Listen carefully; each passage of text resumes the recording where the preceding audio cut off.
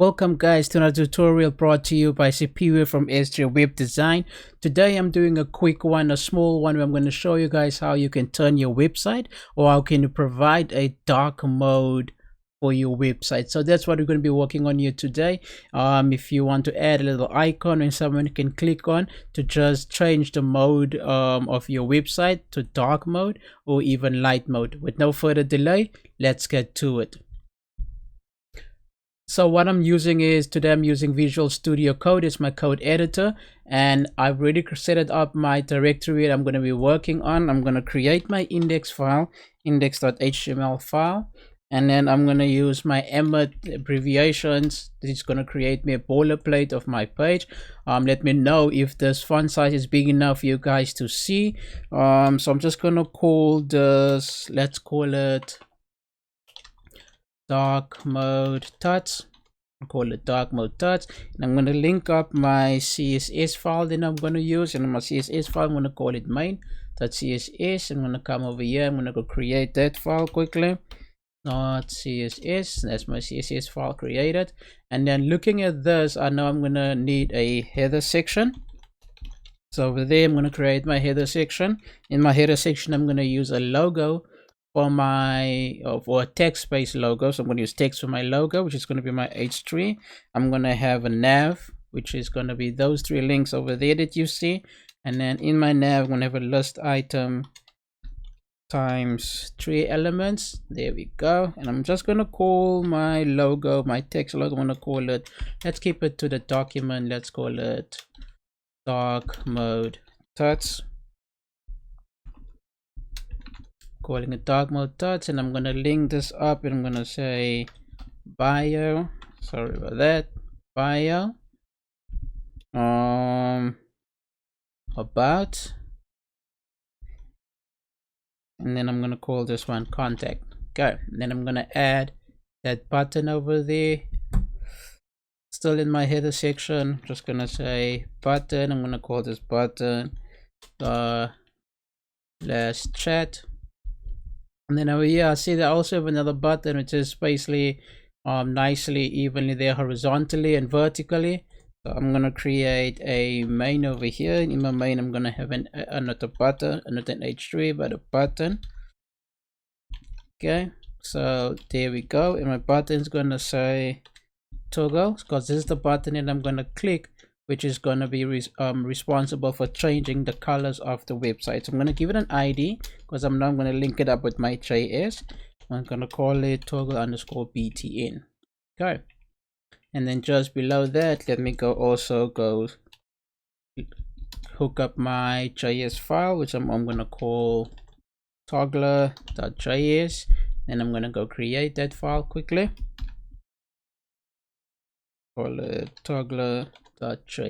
Okay, files created, HTML. Let me say save this. So I'm using an extension called live server that allows me just to go a live server over here without running it in MAMP or XAMPP, and that is my current website over there. So what I have done is I already copied my CSS that I want to use for this project. Just gonna paste it over there. I'm gonna create a GitHub link, or check in the description for a GitHub link where you can download this project if you want to manipulate it, if you want to take a closer look at the CSS. I'm not gonna go over it, but the main thing I'm gonna inform you about is just I'm using a font. I'm pulling it from Google Fonts over here, Montserrat, and I've used this variable declaration over here for my colors that I want to manipulate when I click that button. So if I save this, we should have that going already, but if I click this, this is going to do nothing. So if we head on over to my JS file over there, and let's go get the function running, that's going to do it. If I click this, everything that it's light over here must go dark, and everything that's dark must go light. So over here in my JS file, the first thing I'm going to do is I'm going to create a variable.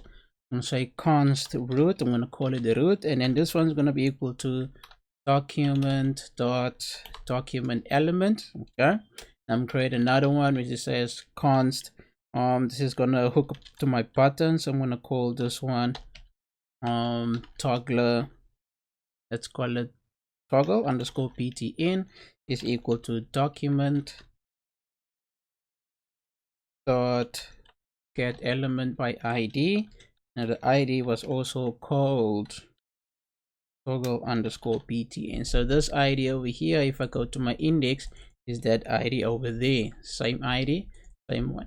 So this root get document element gets the entire element of this document, which means that in this root I have access to these variables. That's why I am using that over there. So what I know for a fact now is that when someone clicks on this, I need to do a check in what mode are we. So are we in the dark mode, so that we can get a toggle effect. So that's going to be another variable that I'm going to create, which is a is mode dark, and I'm going to set it to false because by default we're not in the dark mode, we're in the light mode, if I can put it that way. So I'm going to do that, and then I'm going to create a method here that says toggle dark mode, and then this I'm going to just say it's equal to that. So basically what I do now is that I'm going to do an if statement. So my if statement is always going to check in what mode am I. So I'm going to say is dark mode. Currently is dark mode is false. So I'm going to falsify this by adding an exclamation mark. So if dark mode is false, meaning that we in this light mode over here, do the following for me. And then I'm going to say else, which means we are in dark mode. So if we are in dark mode, do the following for me. So what I'm going to want to do if we are in dark mode, I'm going to have to reset it. So I can say is mode dark, reset it back to false. And the same goes over here to say once you run everything, just change is mode dark and set it to true. Okay. The reason why I'm doing this is that if the mode is dark, set it to true. So that's next time someone of the second event that comes through will skip this part and do this functions over here, or to this part over here in the else if statement. Okay, so what I'm going to do now is that let me hook this up by using the root element, the root variable created. So I'm going to say root, I'm going to say style dot set property. Okay, so the properties wants to set is a string and it's a value, and I'm just going to go over there. I'm going to go grab my variable setup over here. Now just imagine if you didn't set up variables, this will mean you're going to have to go grab your CSS that you want to manipulate inside of that element over there. But if you're using variables, you can use variables in multiple places, and you just change or you just manipulate that CSS variables, and that's what I'm going with here. So over there I'm going to say text color, and my text color is currently like a dark gray, so I'm going to set that to a light gray. So I'm going to say EEE. Okay, and then I'm going to do the same for all the other variables as well. Okay, let's do background color, copy background color. Let me just duplicate this down. Let me say currently my background color is white. I'm going to change it to black, and I'm going to go over there. I'm going to say my button background color. So my button background color, it's a darkish color at the moment, as you can see, the darkish gray.